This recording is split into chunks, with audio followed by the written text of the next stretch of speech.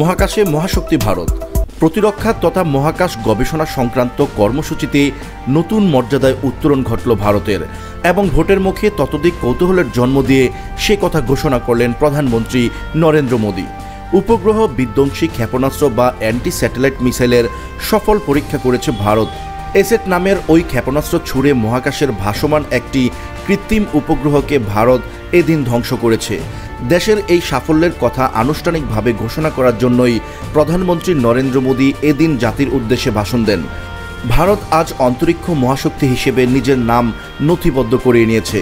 তিনি আরও বলেন, এতদিন আমেরিকা, রাশিয়া এবং চীনের এই সক্ষমতা ছিল, এবার ভারত হয়ে উঠল চতুর্থ দেশ যারা এই সক্ষমতায় পৌঁছল। প্রত্যেক ভারতীয়বাসীর জন্য এর চেয়ে গর্বের মুহূর্ত আর কিছুই হতে পারে না। দেশের প্রতিরক্ষা গবেষণা সংস্থা defence research and development organisation এই ক্ষেপণাস্ত্র তৈরি করেছে। ক্ষেপণাস্ত্রটি আঘাত এনেছে যে উপগ্রহে, সেটিও ভারতীয় উপগ্রহ। লোয়ার অরবিটে ভ্রাম্যমাণ উপগ্রহটির কার্যকাল আগেই শেষ হয়ে গিয়েছিল।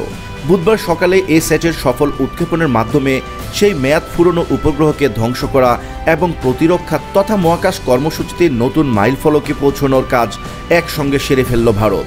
এই অভিযানের নাম দেওয়া হয়েছিল মিশন শক্তি। অভিযানের সাফল্যের জন্য ডিফেন্স রিসার্চ অ্যান্ড ডেভেলপমেন্ট অর্গানাইজেশনকে এবং প্রকল্পের সঙ্গে যুক্ত বিজ্ঞানীদের অভিনন্দন জানিয়েছেন প্রধানমন্ত্রী। তিনি বলেন, সর্বাগ্রে আমরা ডিফেন্স রিসার্চ অ্যান্ড ডেভেলপমেন্ট অর্গানাইজেশনের বিজ্ঞানী, গবেষক এবং সংশ্লিষ্ট অন্য কর্মীদের অনেক অভিনন্দন জানাচ্ছি। এই অসাধারণ সাফল্য তারাই এনেছেন। আজ আবার তারা দেশের মান বাড়িয়েছেন।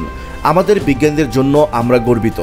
ক্ষেপণাস্ত্রটির উৎক্ষেপণের মুহূর্ত থেকে শুরু করে মহাকাশে ভাসমান উপগ্রহটি ধ্বংস হওয়া গোটা প্রক্রিয়ার সময় লেগেছে 3 মিনিট। প্রধানমন্ত্রী তার ভাষণে বলেন, মিশন শক্তি অত্যন্ত কঠিন অভিযান ছিল, যাতে খুবই উচ্চমানের প্রকৌশলগত সক্ষমতা জরুরি ছিল।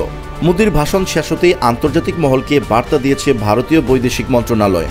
উপগ্রহ বিধ্বংসী ক্ষেপণাস্ত্রের পরীক্ষামূলক প্রয়োগ যে শুধু ভারতের নিরাপত্তা সুনিশ্চিত করার জন্য করা হলো, সে কথা জোর দিয়ে বলা হয়েছে ভারতের বৈদেশিক মন্ত্রণালয় থেকে। ভারতের এই সাফল্যকে এক বাক্যে অভিনন্দন জানিয়েছে প্রায় সব গুরুত্বপূর্ণ রাজনৈতিক দল। কিন্তু এই সাফল্যের ঘোষণা যেভাবে করা হলো তা নিয়ে নরেন্দ্র মোদীকে আক্রমণ করছেন অনেকেই। সাবস্ক্রাইব করুন আমাদের বায়োস্কোপ এন্টারটেইনমেন্ট চ্যানেলটি এবং বেল আইকনে ক্লিক করুন আমাদের পরবর্তী ভিডিও সবার আগে দেখার জন্য।